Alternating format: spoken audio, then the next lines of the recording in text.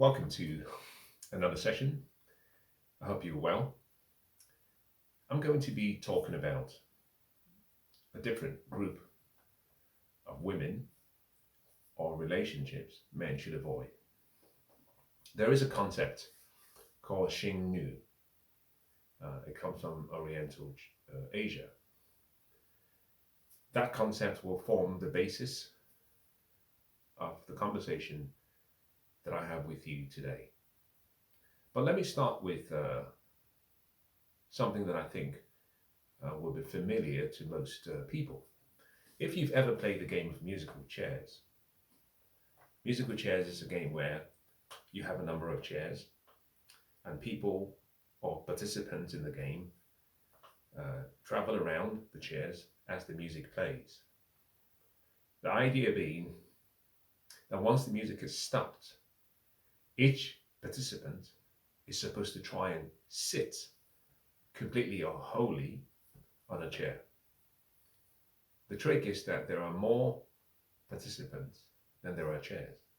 So eventually, as the game is played, what tends to happen is the number of chairs reduces as the number of participants reduce. Assuming we begin with 10 people and 7 chairs, it simply means at some point there will be fewer chairs and fewer people. The idea behind the game is to get to the end, or as close as possible to the end, to find out who the losers really are. The people who, unfortunately, did not get a chair.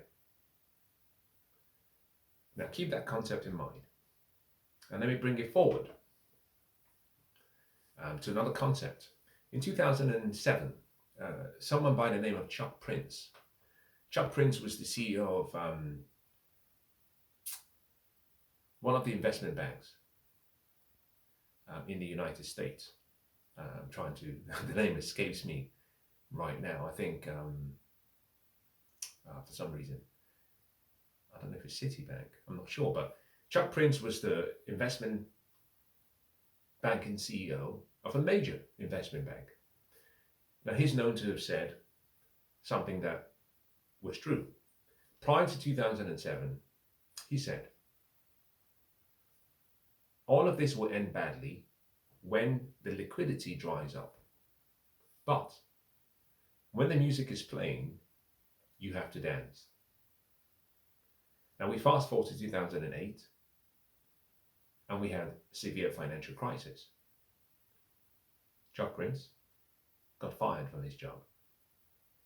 He got fired because they were over leveraged and they stayed too long in the investments that they had. You see, prior to 2007 and the financial crisis that ensued, Chuck Prince could identify with his team that there was too much leverage in the system and too much liquidity. The problem was that if he had stopped and said, listen, there is too much liquidity, the music is playing too loud, we are going to sit on the sidelines because things don't seem too well within the financial markets. Had he done that in 2003, 4, 5, 6, 7, or just up to 7, he would have lost his job. But it would have been the right thing to do, because he would have lost his job based on his conviction of doing the right thing. The reason he would have lost his job is simply because the investors who owned the investment banks, the hedge funds, the pension funds would have complained. They would have said, look at all the money being made by the other investment banks. This CEO is not fit for purpose. Replace him. Now, by staying in the game too long, what he found was that he incurred a lot of losses because the financial crisis came just as much as he knew he would. He lost his job a few years later, but here's the big difference. He lost his job and lost a lot of money for his investors. The first analogy I gave you, musical chairs, and this have something in common. That is unusual to find that when things are good, you go to the casino, you're on a high, you're on a winning streak. It's harder to cash in your chips. It's much harder to say, listen, I think I've played enough for today. Now, this brings me to the conversation that we'll be having about women. I have titled specifically the women men should avoid, or relationships men should avoid, as women over 30 years. I'm going to trigger so many people. Listen first and understand from a man's perspective. Just imagine if I was the one advising your son, your brother. As a matter of fact, let me preface the conversation before I go further. You've worked hard as a single mother all of your life.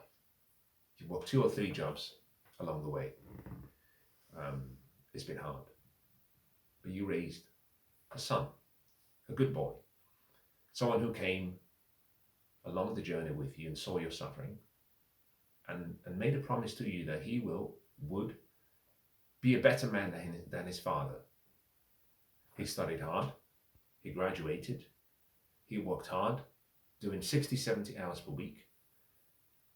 Got promoted in his career. Did not get married early. Did not have children out of wedlock early. And at 35, he's about to make that decision about who he chooses as a life partner going forward. You've seen him achieve so much academically, within the financial sector, also professionally. You would want the best for your son. Imagine my voice as being one that he should listen to. Perhaps I'm speaking in place of his father or the men in the society, community that should be advising him. I'm not saying women above 30 are no good.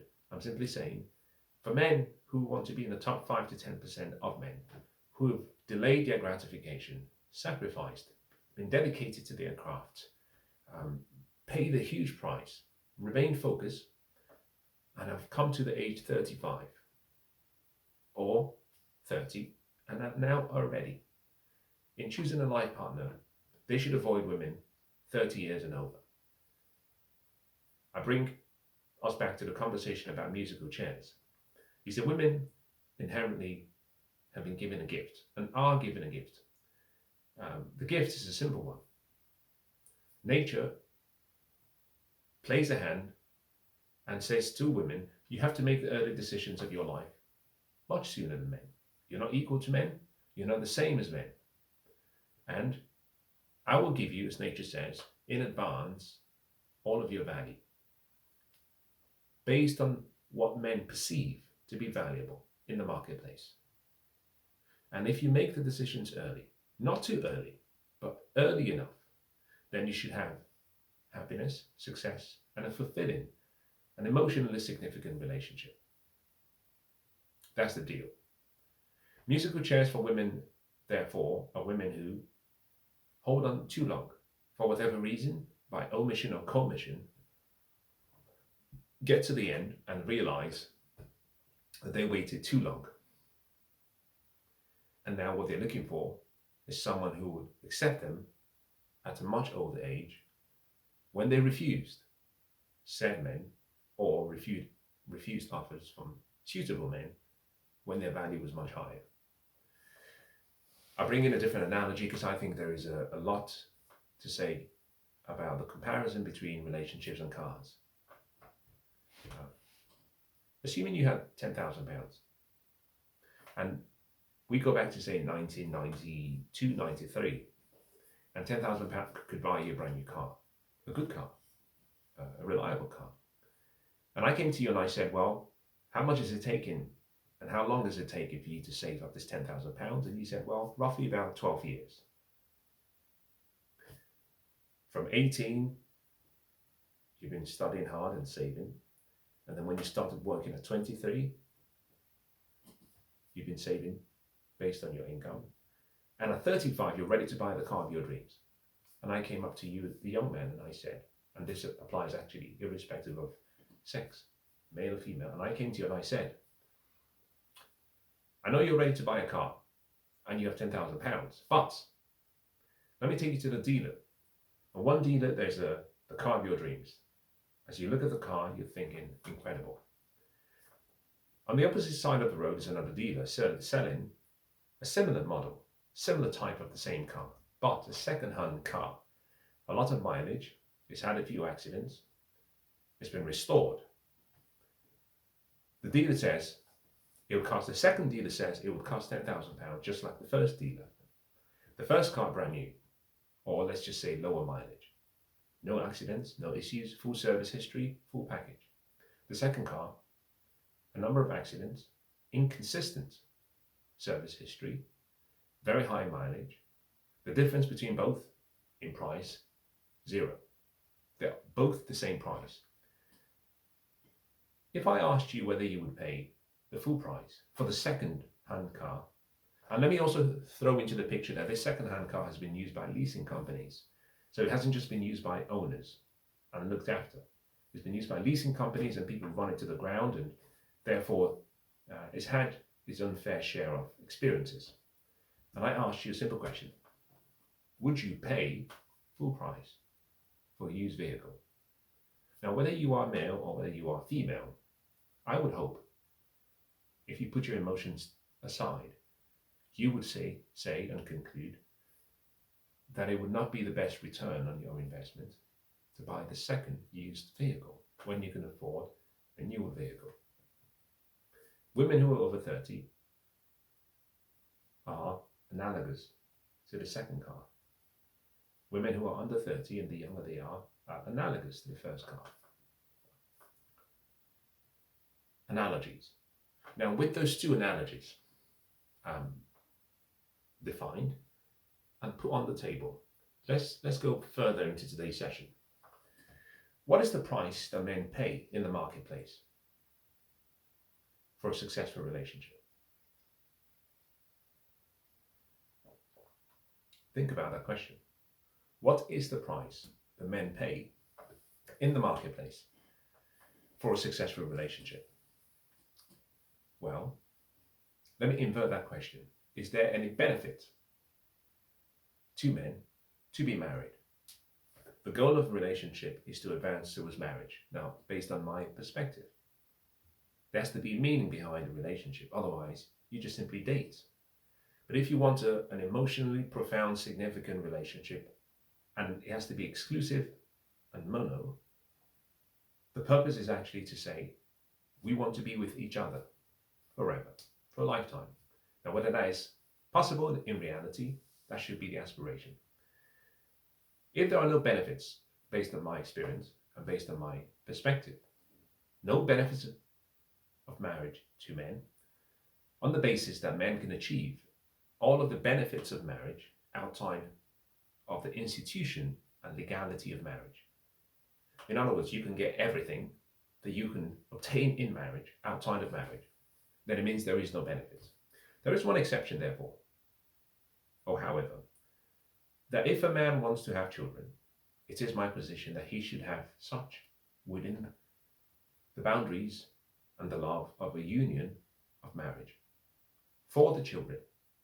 A man who does not want to have children, therefore doesn't need to be married. A man who wants to have children should get married. The price of marriage for men and relationships, therefore, is the responsibility that comes with marriage and the liabilities that come with marriage, recognizing that there are no net benefits in marriage for men, not for children, but for men.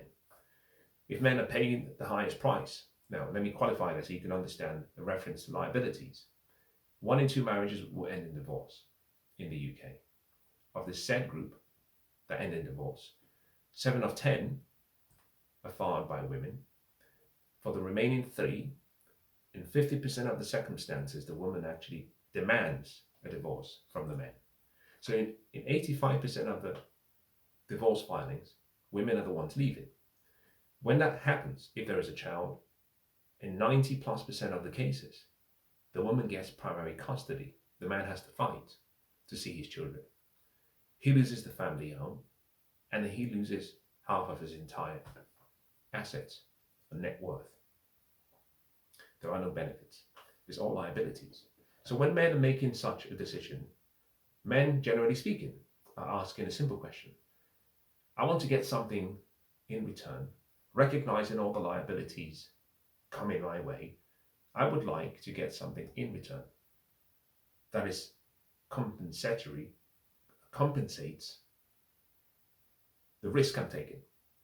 Interestingly, what men use as a yardstick for analyzing their return on resources, return on cost, return on time, return on their purpose, is a woman who is attractive on all levels.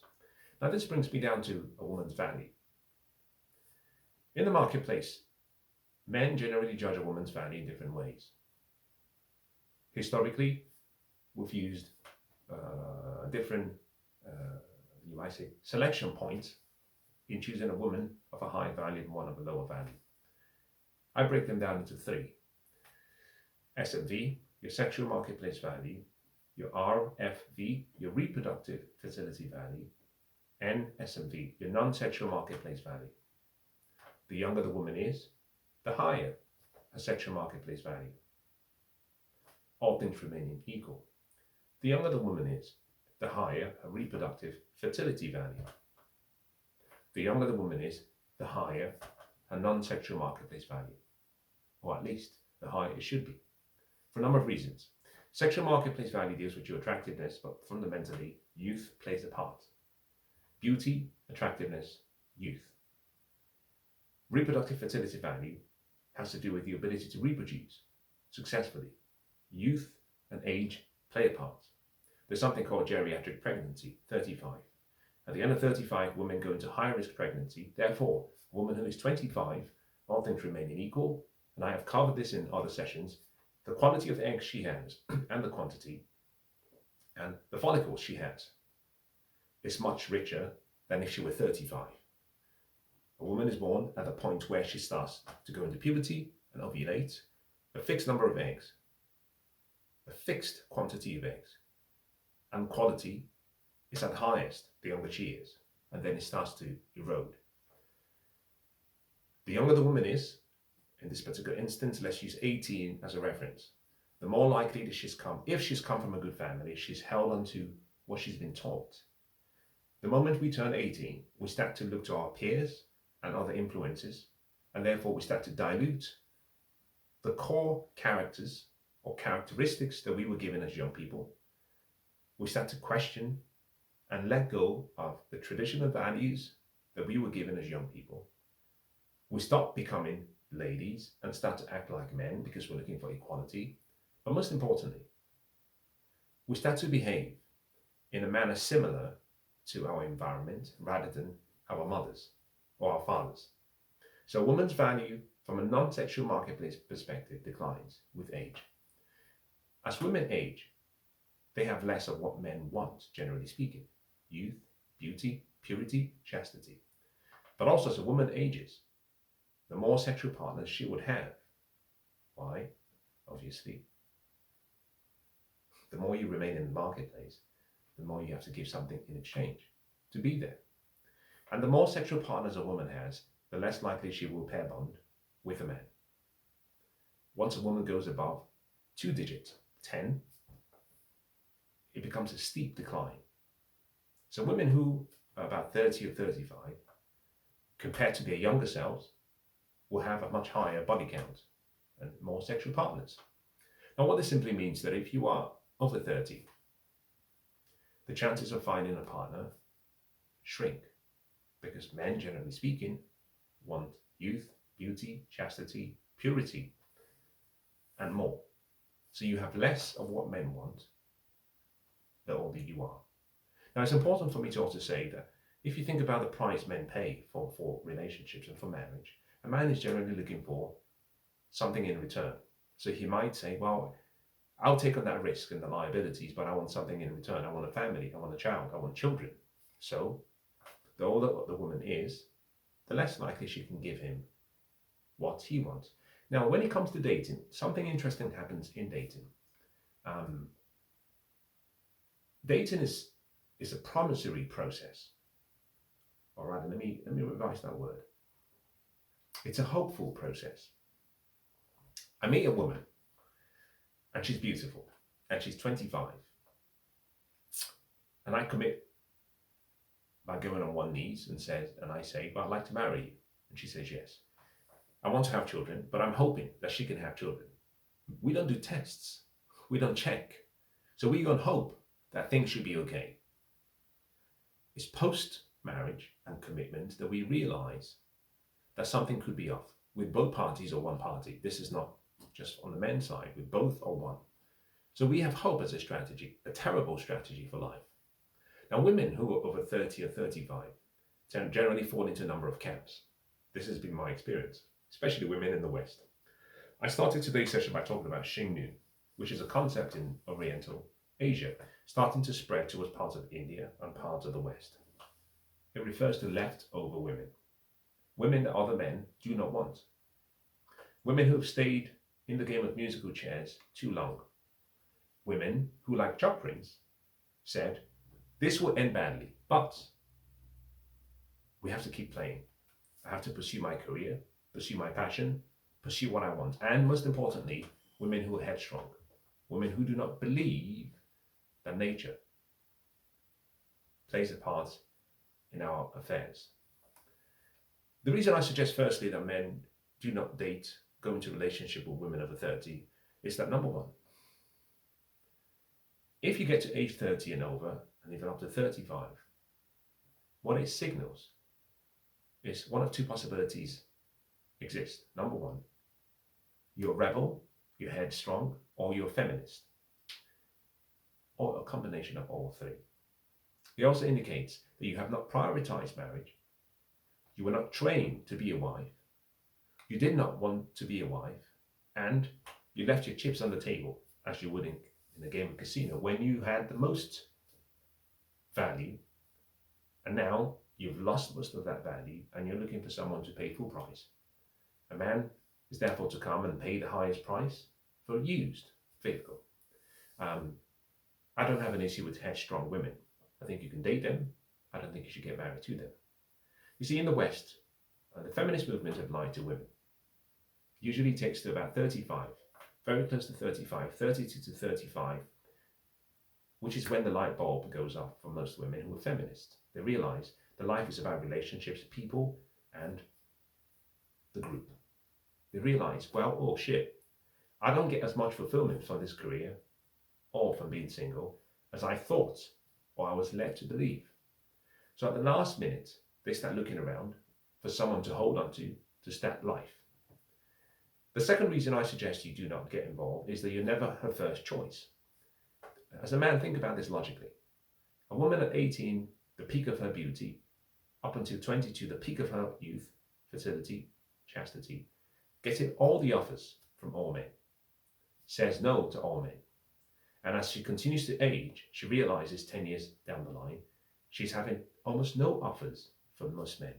As a matter of fact, a litmus test for you as women is to compare the prevalence of offers from men to pay for everything associated with you when you were young and in your early 20s compared to when you were in your mid 30s. Women start realizing that men are no longer interested when men are not behaving towards her like they did when she was 21, 22. Rebels become leftover women. Headstrong women become leftover women. Those who bind to the feminist movement become leftover women. Women who were raised to be hard become leftover women because they do not have the humility to look introspectively and say, life is about relationships and interdependence is much more favorable than independence. In any case, a man who meets a woman who is 30 and over will always have a bad deal. All things remain equal and for the majority, for a number of reasons. Number one, your return on cost is a bad deal. Your return on resources invested is a bad deal. Your return on purpose is a bad deal. Now, go back to the thing I mentioned about SMV, RMV, and NSMV. Think about this carefully. And I'm going to invert and begin with the end in mind. There's a concept, Stephen Covey coined a concept, a phrase. In the book, The 7 Habits of Highly Effective People. He said, begin with the end in mind.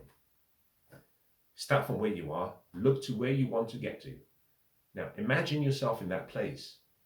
Walk backwards and identify the steps you have to take And then once you've identified the steps coming all the way back, then begin the journey.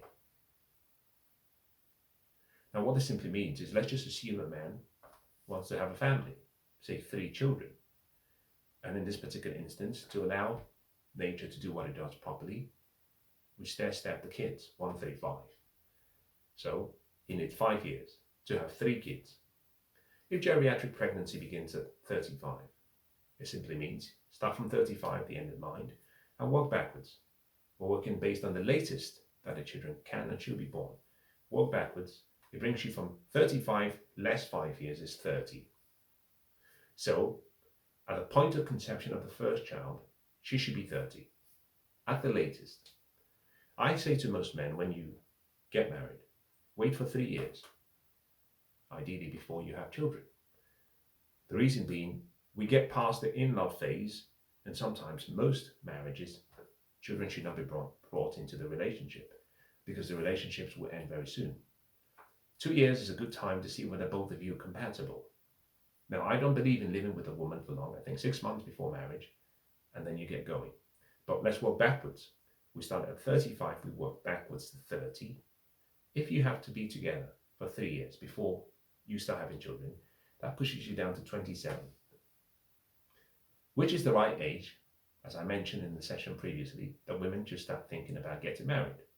So a man who is 35 should not be marrying a woman who is his age, or a woman who is 30. He should be marrying a woman who's about 27. We come back to the sweet spot of age gap dating. Between 5 years and 10 years, 7.5 being the median. If he is 35, less 7.5 years, it brings her to 27.5. Therefore, he should be looking to marry a woman based on the latest date, not the earliest, but the latest of roughly 27. Now, what this also means is that if you ignore all of what I've said, this is the most conservative, or at the least conservative, 27, that marriage from a woman's perspective should begin roughly 2 years before she's ready to be married. 25, you can start that conversation. I have found most men, because we come into our own at 35, roughly, we then start looking for women who are ready. The problem is, women who are 35 are certainly ready. Why? Because they've come to the realization that they were lied to. So you were never their first choice. You're always their seconds. Now, this is an important statement. A man who meets a woman who is 30 and over, 35 in this particular instance, I can assure you, you were not her first choice. Her first choice was the hot, sexy young man when she was 21, perhaps who took her virginity at the back of the nightclub in a car. A second choice may have been, the young, youthful investment banker when she was 25, who she used to allow bang her head on the board every night. A third choice could have been perhaps the doctor, who she dated for 2 years, but the doctor was not ready because he was too young. 4th, 5th, 6th, and it keeps going on. And when she gets to 35 or 30, what she's looking for is she understands that the music is about to stop, and she's sitting every time she thinks the music will stop. And you are the sucker, being the chair, who she sits on. And you, not being a sophisticated man and not knowing how to analyze and choose the right relationships, believe that all of the great qualities that you see her exude will be there permanently. You were never her first choice. You were what we call seconds. Now, one of the issues about being a second is that she gets to resent you once you've given her what she wants. At the moment the union is formed, or the child, whether that be the first, comes through, you're relegated to the back of the line. Your needs disappear. Why? You've given her what she wanted. Remember, you were never her first choice. You were her second, 4th, 5th, 6th, 7th, but never her first choice. She now has what she wants. Number 2, a woman who's 35 and over, the likelihood of her giving you 3 kids who will be healthy over the long term is much lower, because it would mean she starts at 35, she needs 5 years to get to 40. Very high risk. Now, this simply means that as a man, 27 should be the cutoff on the worst case scenario. when you can start to entertain the conversation about family and marriage. The key point is 3 years. The union begins 3 years before the kids start. And what you're trying to do is work with nature. This is not a conversation about bashing women. You're working with nature. Now, I have done a session previously where I advise women how to choose men who are at the right age to ensure the men have enough sperm, quality sperm, to ensure reproduction. Nature starts to shut the gates when it chooses. We've known this for many years, but since the 1960s, we've told women in the West that they can have it all. You cannot. As a matter of fact, the likelihood of the marriage failing at 35 and over is much higher, for the primary reason that while she might be grounded, there will always be a division in your purpose and vision. A woman who's 35 is independent. She's not looking for father or husband. She's looking for someone who can help her achieve her dreams. She's the one looking for a helpmeet. You are looking for a helpmeet. So most women who are at that age tend to marry weaker men who can be 50-50 partners with them, and therefore men who can help them achieve the lifelong dream of being a wife and being a mother. There is an entitlement, I should also say, that comes with women of such age. And I call it the entitlement syndrome. Part of that entitlement comes from the fact that there are no new memories with such women. From a woman's perspective, this will not be easy to understand. I think for men, older men particularly, you would appreciate this. If I were to bring a woman who is 25 or 22, and I were to expose her to an experience with me, perhaps travel, perhaps friends, ideas, interaction, social or otherwise, or a lifestyle, the likelihood that she's experienced that lifestyle is much lower than if I did that with a woman who was 35. You see, at 35, you've been providing for yourself always. You've lived on your own, you've lived with other men, perhaps you've had kids with other men, you've traveled with men, you've traveled alone, you may have had babies for other men, you may have aborted the babies, but there are no new memories and new experiences because the older woman has been providing such experiences for herself. You can't just sit and wait. And this simply means that from a man's perspective, the return on your investment is very low. The primary motive for men dating younger women is because of the freshness, not in the women, but in the reaction the men receive from exposing the women to a lifestyle or an experience. You see, reactions are important. As a man, you have to study her reactions. A woman who says, well, I've done that before, I've tried that. Would you like to do this? I've done that. Would you like to go there? I've gone there. Would you like to be this? I've done that. Or I had a child before, I don't want to have more children, I don't want to have more than one. She's done that. I don't like Mercedes, I've owned one before, she's had that. I don't want to live in central London, I've lived here before, my ex-boyfriend bought this for me, she's done that. Everything has no new freshness or memory. Most importantly, when a woman is entitled, and if there are no new experiences or memories with her, she will never submit to your vision or to you. At 35, using 35 for men, what you're looking for is you've gone through the process of failing from 30 to 35, and you're looking for now a woman who can come into union with you and who you can build that vision, mission, and goal to its ultimate and final place. You as the man submit to your vision. The woman submits to the vision via you. Women who are 35 or 30 and over are generally masculine in their demeanor. You have to be, because it means you've been uncovered for most of your life and for the core parts of the maximum value you've had as a woman.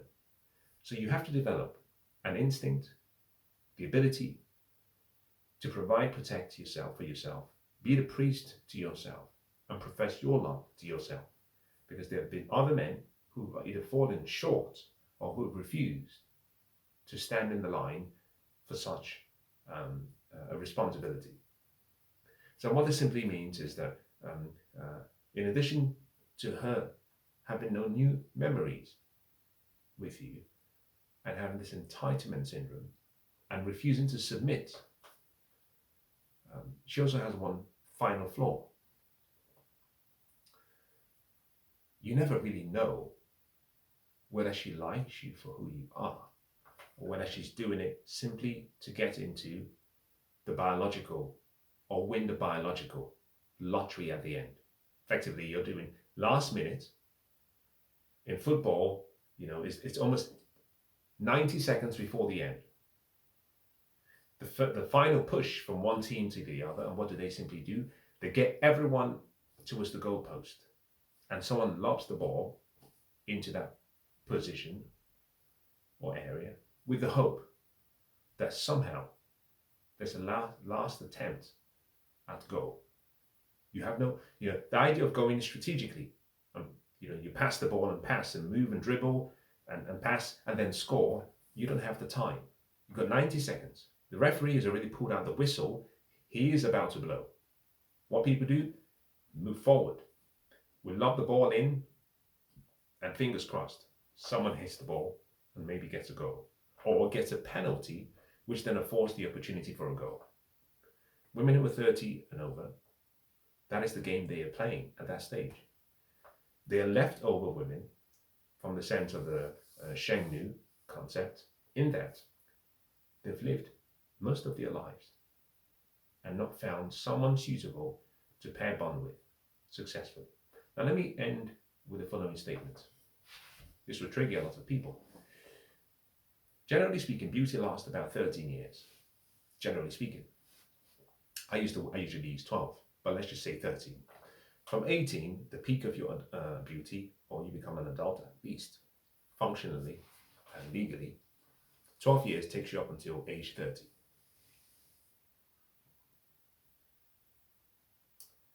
What this simply means is that when you meet a woman who is 35, it doesn't mean she's no longer beautiful, but it means the peak of her beauty, those years have been wasted. There's a deterioration that takes place very rapidly.